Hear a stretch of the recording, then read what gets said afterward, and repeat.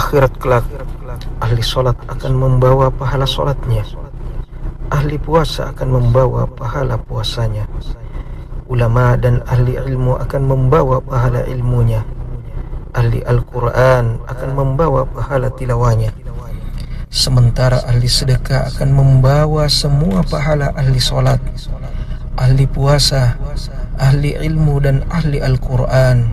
Kenapa? Karena dengan hartanya dia telah membantu tersebarnya ilmu. Dengan hartanya dia telah membantu pembangunan atau renovasi masjid.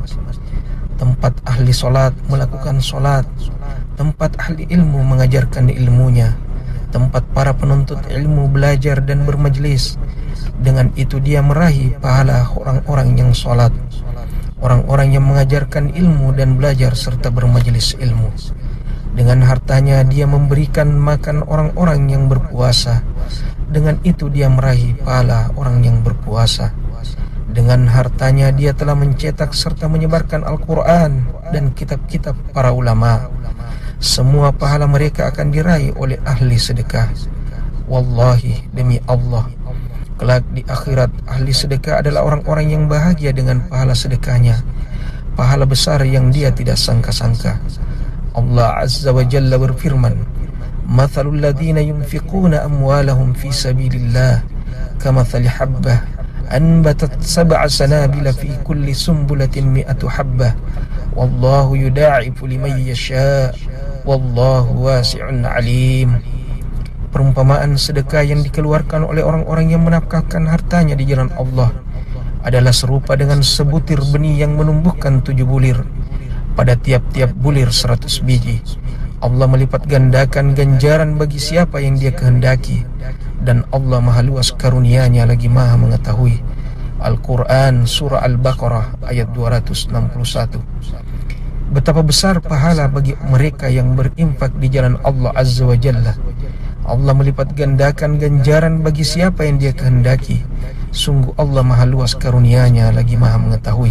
Rasulullah sallallahu alaihi wasallam bersabda, "Man tasaddaqa bi'adli tamaratin min qasbin tayyibin wa la yaqbalu Allahu illa at-tayyibah wa inna Allah yataqabbaluha bi yaminihi thumma yurabbiha li sahibiha kama yurabbi ahadukum faluwah hatta takuna mithlal jabal." Barang siapa yang bersedekah dengan sebutir kurma hasil dari usahanya sendiri yang baik, sedangkan Allah tidak menerima kecuali yang baik saja, maka sungguh Allah akan menerimanya dengan tangan kanannya.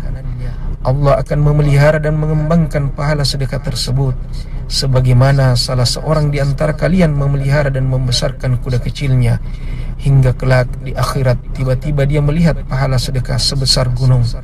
Hadis ini sahih riwayat Al-Bukhari dan Muslim. Lihatlah, Allah Azza wa Jal tidak melihat seberapa besar yang kita sedekahkan, namun Allah melihat ketakwaan hati kita. Ketika kita berkorban di jalan Allah sekecil apapun itu, Allah akan memeliharanya.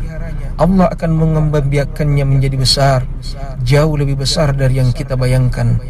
Untuk itu, berinfaklah, berikanlah sedekah dari harta kita untuk membantu saudara-saudara kita, membantu orang-orang yang berjuang di jalan Allah Azza wa Jal, membantu guru-guru kita yang berjuang menyelamatkan akidah dan mencerdaskan umat, membantu mereka para tenaga medis di tengah wabah ini, membantu mereka para relawan sosial yang berada di garis depan dan rela meninggalkan keluarga yang mereka cintai, yang bahkan mempertaruhkan kesehatan dan jiwa mereka untuk menolong sesama.